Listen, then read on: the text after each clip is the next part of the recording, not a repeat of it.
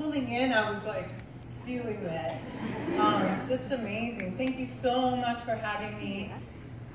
So, I was wondering, what should my topic be? Yes? You guys can sit down. Yeah, I really was so caught up in conversation that I forgot to spit out my gum and whatever. But so you'll see me do it halfway when it gets dry. So I was wondering what I needed to talk about, and Arnaud said, just tell your story. And I was like, well, don't I have to prepare? And I'm not a PowerPoint kind of, oh my God, there I am.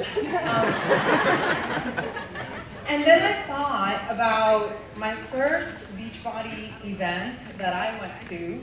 I wasn't there, it was in Dallas, it was in September 2008, and I wasn't there for Tony. I wasn't there for coaching or because I wanted to be an awesome coach.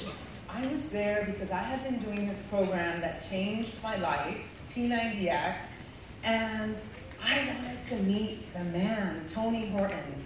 And something happened when I listened to a speaker just share his story, and I was like, oh my God, this is the American dream. Like I had chills right now listening to that. Like, this is the American dream. So it's okay if you haven't asked me to train you, even though Kristen, wherever you are, she just came up to me to say hi, and then she said, I just wanted to meet you. My upline is Janet Conway. And I said, so, what are you? How long have you been a coach? And she said, I'm an Emerald coach. I've been here for 4 years. And I'm like, why aren't you where you want to be in your business? And she just got like the smackdown and grilled by me. I love you, and things are going to change moving forward, right? But let me take a step back and just tell you a little bit about myself. Raise your hand if you've heard my story, like everyone else in my neighborhood, that I would be pregnant. And I said, no, that's not going to happen for me or to me. So when I got to college, I knew that I wanted something different. Everyone around me was just sad, seriously. I was thinking about it this morning, how there's the other elite coach, her name is Christine Dwyer, who's been elite 7 years in a row. What I admire so much about her is her work ethic, and then finding out about her past, that she was raised by like a military dad who used to make her like clean everything with like a toothbrush, and I just so admire her work ethic. And I have to tell you that I didn't have a strong work ethic because no one around me worked hard. Like everyone, including my family, which is so sad to be able to share this with you, right, was milking the system. And we were just so comfortable on welfare, but I knew that I was meant for something greater, that I wanted something different.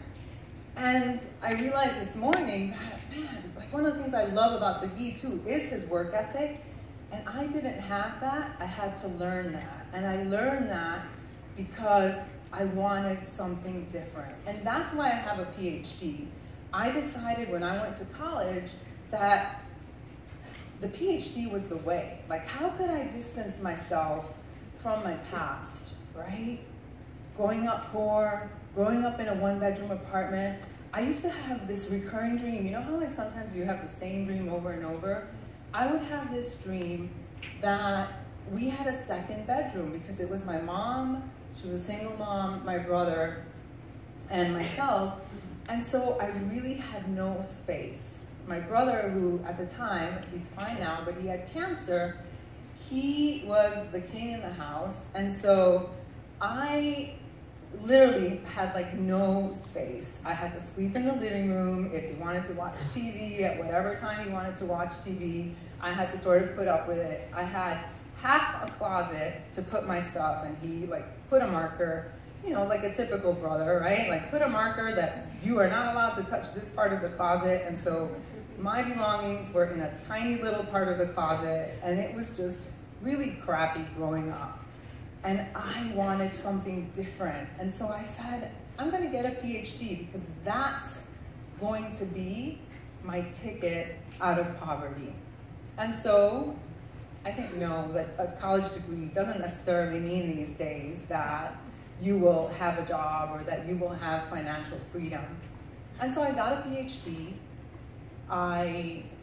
Towards the end of my PhD, my father passed away. I was also married and I got divorced, so everything happened all at the same time. And it was just a lot. So the happy thing was that I had a PhD and I had gotten a job at Southern Methodist University as an assistant professor, which was amazing. But here I was dealing with major loss. I mean, the divorce